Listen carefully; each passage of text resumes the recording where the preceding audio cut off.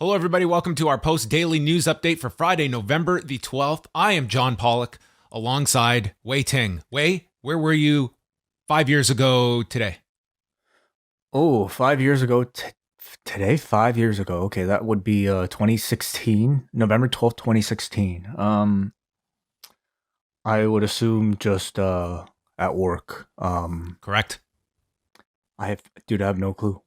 Conor McGregor, Eddie Alvarez, Madison Square Garden, Of course. the week of the U.S. election. Ooh, okay, wow.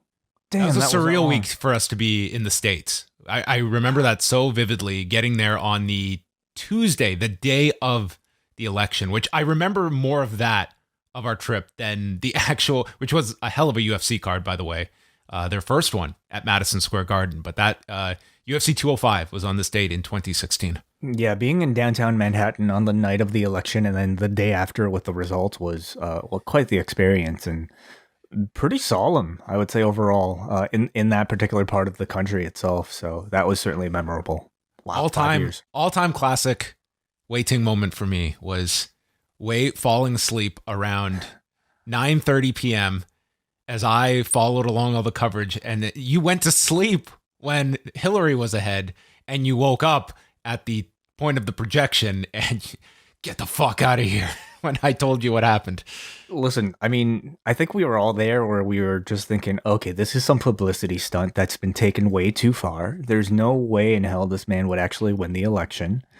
And I went to bed with that, pretty much that, like, you know. And most polls were leading that guaranteed. way. I mean, this was like I'm not going to say it was like a shocking outcome, but I think that there were a lot of people that were not anticipating that outcome based on like the polling and just I think the rational thought most had of once people actually got into a voting booth and had to check off a box. But you would have been incorrect that year. 5 years since then. Wow. A lot's happened. That's been a quiet 5 years. You know, what much has happened.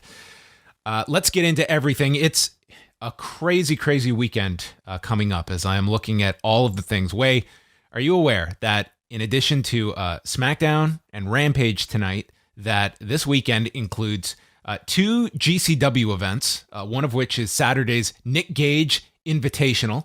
We've got a Bellator and UFC this weekend. It's AEW Full Gear. It is New Japan's Battle in the Valley in San Jose. There is the start of the Best of the Super Juniors on Saturday, the start of the World Tag League on Sunday. ROH is doing their Honor for All streaming event on Sunday evening. Those are just some of the highlights of the weekend. I actually wasn't aware that so much was happening outside of, I guess, our periphery. You know, for me, I mean, I'm mainly focusing on AEW Full Gear, but no doubt a whole lot of other stuff to watch as well if you're not an AEW fan. I really want to see the San Jose card. It is carving out the time, but I probably will not see that until Sunday night. But looks like a very strong show. We're going to do a whole preview of Full Gear, but before that, let's talk a little bit about Tony Khan did a conference call on Thursday with members of the media, and I was on this call and went over a lot of some interesting notes, going over their formatting for the pay-per-views, that they've kind of settled on this 4-hour main card window for their pay-per-views. So we're looking at about 4.5 hours when you throw in the buy-in. So tentatively, Wai, we'll be going live around midnight on Saturday night. That's what it's looking like. Yeah, it'll be a bit of a longer day. So, yeah, I'll be up. I guess the thing that got maybe the most attention was Tony Khan, that took issue with the lack of credit he received for paying the AEW women that appeared on the Empower card back in August. I guess namely Layla Hirsch, who was in the featured match, and stating he paid for those representatives from AEW to work the card, and felt like NWA didn't make a big enough deal about that, and stating that it was part of their agreement. So I guess this was his way of taking credit for this. It was a little, I don't really know how that would quite work when you actually flesh it out that, well, everybody, here's Layla Hirsch, who we didn't pay for. Tony Khan covered the cost of Layla Hirsch here on our pay-per-view.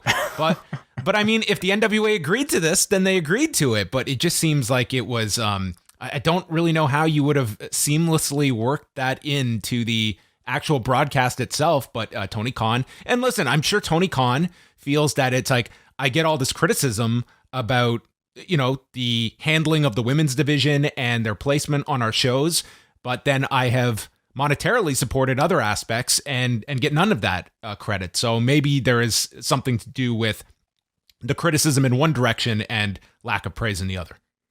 That was probably his thinking, and the way it came out, I thought was pretty awful, especially, when you just kind of think in larger context, what the question was about. And this came from a question from Ella J, a reporter, who I think was hoping to introduce a conversation about just the role of women's wrestling within AEW.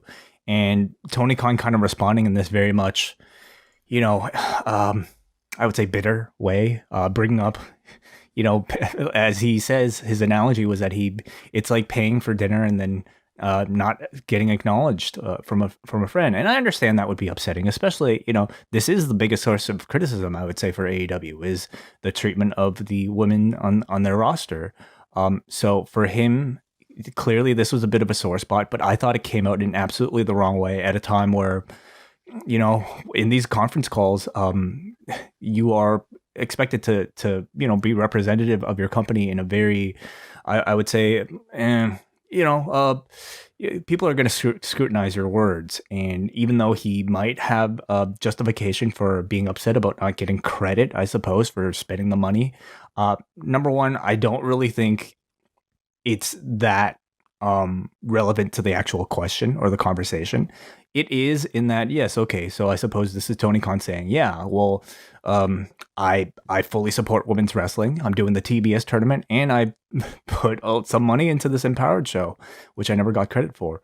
But at the same time, I think there's a bigger conversation that could still be had, and I think he could have handled that situation a whole lot better, because the headlines coming out of this whole thing is that, you're getting a whole lot more negative press than positive, for sure. Some other topics that he dove into were potential changes, just kind of look and feel for Dynamite once it moves over to TBS, but also hedging that with, if any of those changes are not received well, we'll just change back to the old way. So, I mean, he seems to have a very fluid thought process when it comes to any kind of changes. Said he had not had any discussions with Bray Wyatt. The last time he saw him was at Chris Jericho's birthday party last year, but it was very late in the evening. He confirmed the Battle of the Belt special, not specifying the date, but Andrew Zarian from the Mat Men podcast had reported Saturday, January 8th, and Khan did note that they would be starting off the year strong, so indicating that would be the date.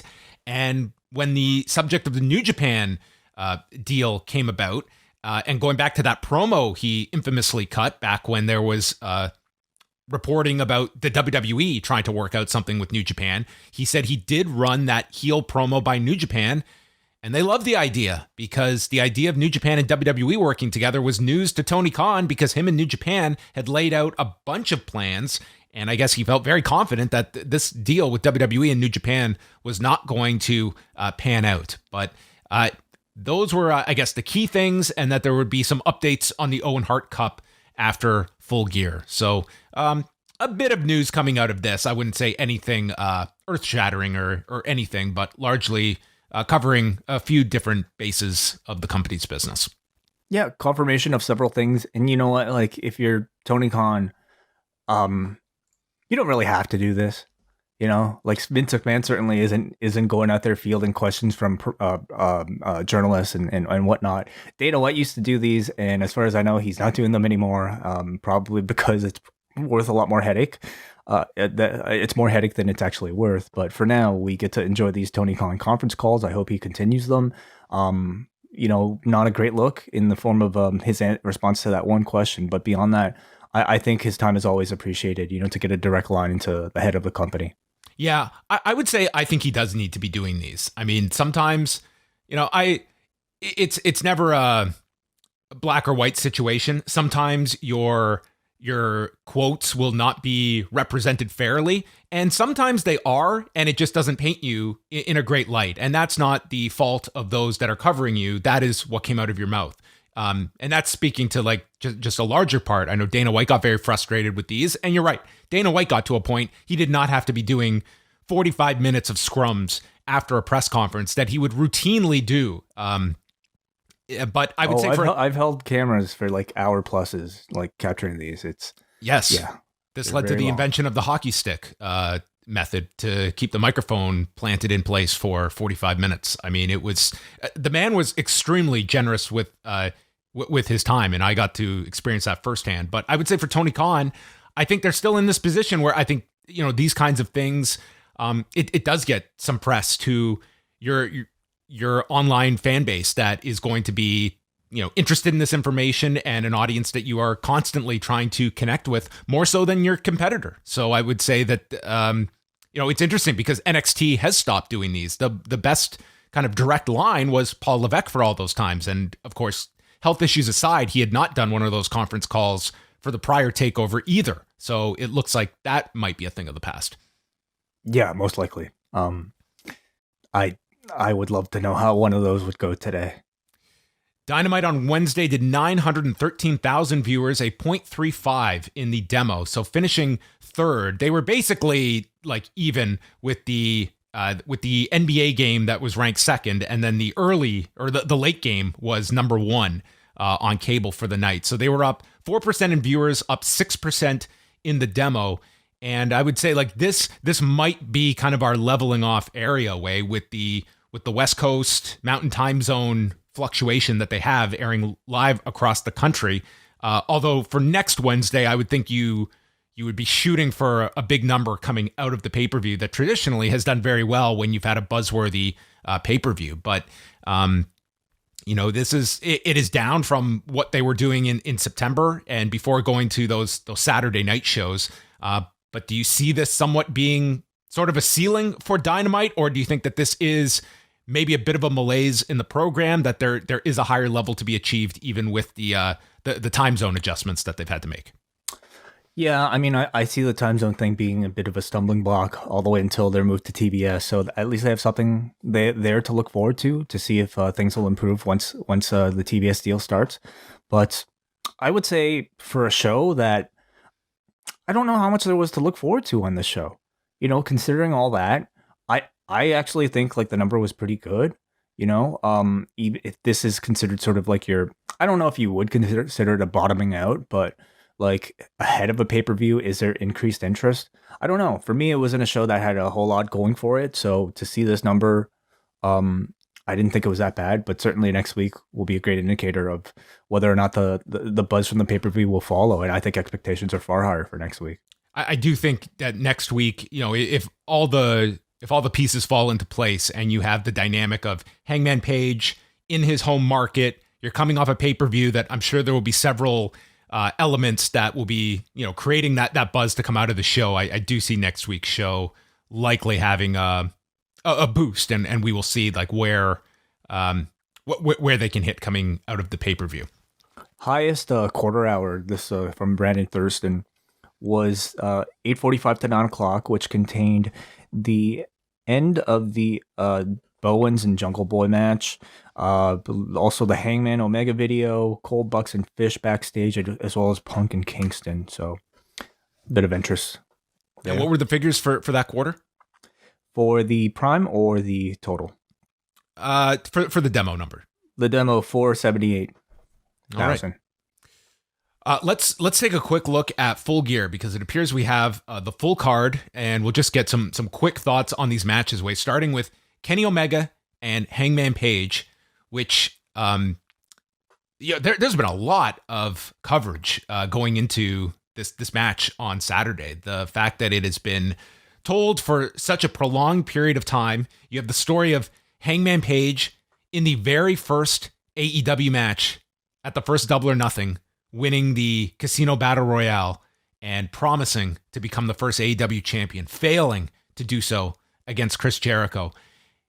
Is any other outcome than Hangman Page winning this title overthinking things and ruining something? Do you see any chance of Kenny Omega leaving with this championship? There's always a chance. There's always a chance of something. But I think a lot of people are buying this pay-per-view with the expectation that they're going to see the crowning of their favorite babyface in the company in Hangman Adam Page. And I don't think it's like Tony Khan to book a show without a satisfying ending. So unless they can come up with an ending that is more satisfactory than Hangman Page leaving this show with that belt, I don't see it. I don't see many possibilities that would exist that would leave people satisfied other than that conclusion. So I think that that'll be the outcome. Yeah, it's interesting because if you look at this and the Danielson Miro match, number one, I really love the idea that coming out of this pay-per-view, you have the next title match at a date to be determined. And I think like with Danielson, I mean, you have a booking direction that could totally make sense of Omega and Danielson going for that title. Conversely, I think Danielson or Miro as Hangman's first title defense is more than adequate, especially if it's going to be on a big television special. The question would be, how long can you hold off on that match? Because in theory, that should be like the next match. And I don't know if you can hold off on that till, say, January 8th, for instance. Right. Okay. Well, what are the next big events for AEW that we've got? Well, so you battled the belts is what you're saying. That you don't think they can hold off until. I think that's a long time. Like, look at Danielson. He's wrestling every single week. And I don't know how much, well, for either guy to be wrestling every week until January 8th, it just seems like a long way to go. You've got the... Is it that long? I guess you're right. Yeah, I mean, it is only January 13th. Think about that. It's the same amount of time since Danielson debuted with AEW that you'd be waiting for that title match. Yeah, that'd be like 8 weeks, which is an eternity these days in pro wrestling. So could they do it for one of these other shows? You know, will we see a Winter is Coming Part 2 perhaps, or 2021 version? You've got the Chicago Dynamite the night before Thanksgiving. You've got that first show in Long Island. Come on, those guys have enough. Spread the wealth, okay? Chicago is way too spoiled this year. Long Island, like that UBS Arena card. That's a very big venue that they're running. That's certainly an option. I think they certainly have dates to fill. Like the very first Dynamite on TNT needs to be a major card, and then several days later is that Battle of the Belts show. So it's just a question of how far you hold off on, and it depends on the combination as well. If you have Danielson, you could maybe build it to something further. I would say Hangman and Miro, you might want to do that sooner. Hangman and Danielson is the bigger match, but I think for story, especially if you're maybe going to just put it on TV, I like Page versus Miro. I mean, most people are going to expect Page to win his first title defense, and I think a win against Miro would be acceptable. You're not giving anything that I think would be it. It would be a pay-per-view caliber match, but Danielson versus Page is a bigger pay-per-view caliber match or bigger, TNT special match. So I would probably save that. Plus, this is Miro satisfying his relationship with God, and finally being able to see his wife. Whereas honestly, I don't see much motivation for Bryan Danielson. He's never really spoke of winning the championship. He's just kind of in it for wrestling. But Miro has explicitly said as a character his intention to win the championship. So I think Miro wins. Yeah, I think you can make arguments either way. I think Hangman and Danielson, like if I'm going to beat Danielson for the first time, I think it would be better with Hangman than Miro. But with Miro, there's a lot to do with him as well. I think this character has just been tremendous, and I think he's way bigger now after losing that TNT title, given these promos. And I would say that him falling to Hangman Page would just send this guy into like satanic worship at that point. Wow, would be interesting. We also have to consider, okay, this was set to be Jon Moxley in this position, and I think Moxley would have likely won the probably tournament. Yeah. So you do Moxley versus Page, and Moxley is in here. I personally think Miro just basically takes his place in the story.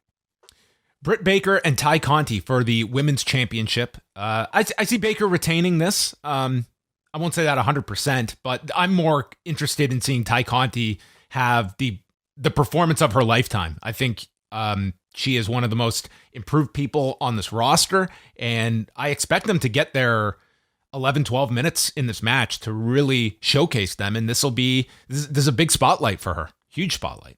Yeah, absolutely.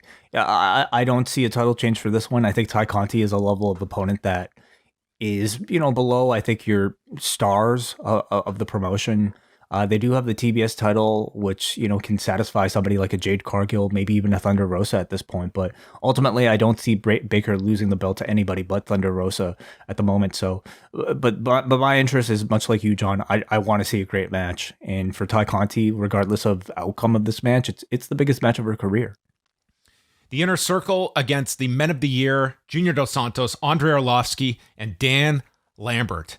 I just see this ending with Lambert eating the Judas effect, and Dan Lambert goes away, but I hope he retools and comes back as their Bobby Heenan, who just brings in a constant slew of guys, because I certainly see a future for Junior Dos Santos. Andrei Arlovsky is the question mark. I don't know how he is going to fit into all of this. We will see if he takes to it or not, but I think this is all geared around Dan Lambert, especially after that angle on Wednesday, eating the Judas effect and being carted off. You think it's a sure thing that they don't win? Lambert can still take the Judas effect, but still have ATT win. Yeah, depending on where you're going with this, and if you have a great idea with Junior Dos Santos, there is the argument that if you're not getting Masvidal, a Jericho Junior Dos Santos match, I think that would be something very intriguing to Jericho as a challenge for him to have a singles match with Dos Santos, and you could go that direction by the end of this. I see Lambert ultimately having to eat the Judas effect in this, but I am going to go with the Inner Circle to win this. Yeah, I suppose since they lost that Pinnacle feud, I suppose that a group win is in order for the Inner Circle. But I look forward to seeing more of JDS.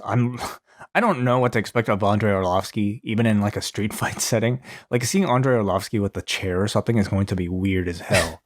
But we'll see how they work it, man. Like they have three very inexperienced people here in the ring with Jericho and the others. So.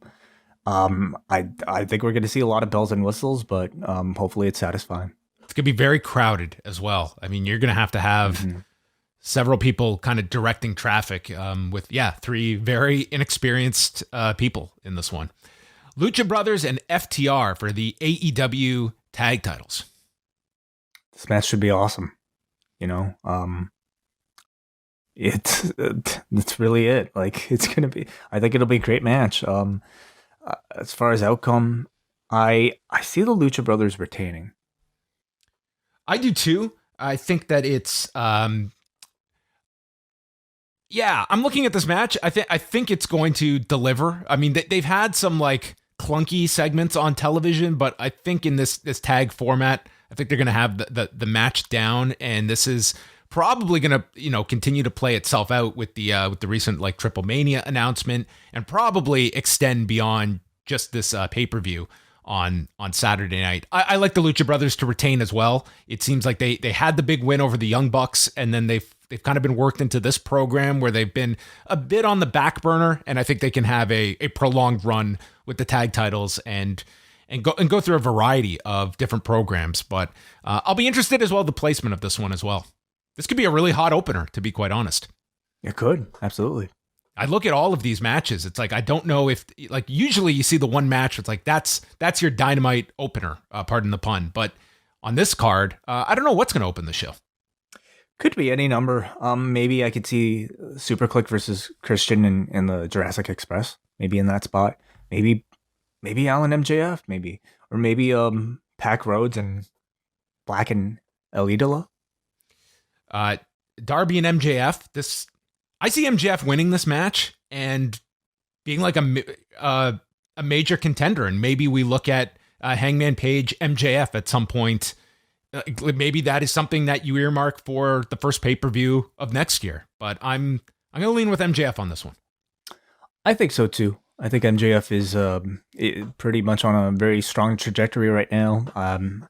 I think, now with a babyface champion, potentially in Hangman Page, it perfectly lines him up to at least get a title challenge, if not maybe an eventual title win, because he definitely, is starting to feel that hot. And Darby Allin can afford the loss. Christian Cage, Jungle Boy, and Luchasaurus against Adam Cole and the Young Bucks. Falls Count Anywhere. This is going to be spectacular. This is... I would say that this is going to be a very difficult match to follow, but there is a ton of depth on this show that I'm not as concerned about that. And I think we're going to have a red hot crowd that's going to have endurance on this show. But this one, to me, it's of all the participants, Jungle Boy has the spotlight in this match. I think this match is most about Jungle Boy, and maybe this is where you have him get his submission on Adam Cole.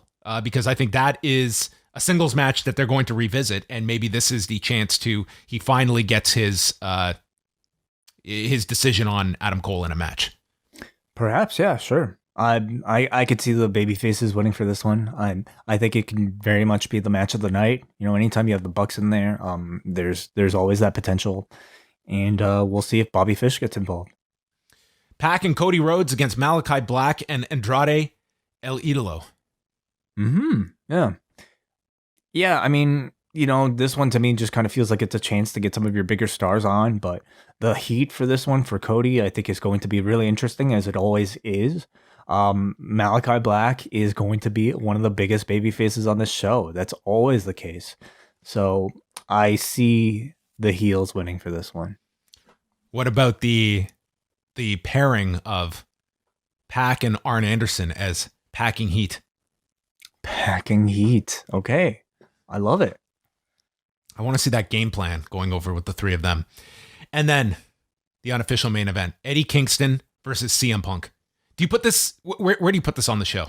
Man, I don't think I would start off with this. I mean, I think emotionally, the crowd, like, and this is a match that they've only built up in a few weeks, but emotionally, this is like going to be one of the loudest matches on the card. There, especially after, like, I'm really looking forward to this countdown special that's airing tonight, and the story in particular with they could have done the countdown to the countdown special. The countdown to absolutely, but this will be really loud in the arena. I could see it somewhere in the middle, or even in the semi-main if they want to go that route. I could see it second from the top. I think it's either that or Danielson and Miro right before your title match.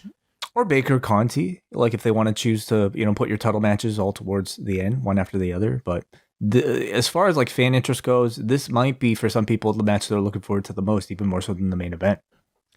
The buildup would lead you to an outcome where Punk wins, but gives his respect to Kingston at the end. Like, that's kind of the story here, is that Punk was disrespectful to this guy during his early years in the industry, and they're just going to have a fight, and at the end of it, I see Punk prevailing, because I think they will keep his record unblemished coming out of this one. I think so too. I think you're still in a position where you want to protect CM Punk so that you can build him for a major match, either against a Hangman Page or eventually a Kenny Omega. Kenny would be perfect, actually, you know, coming off of a title loss or something.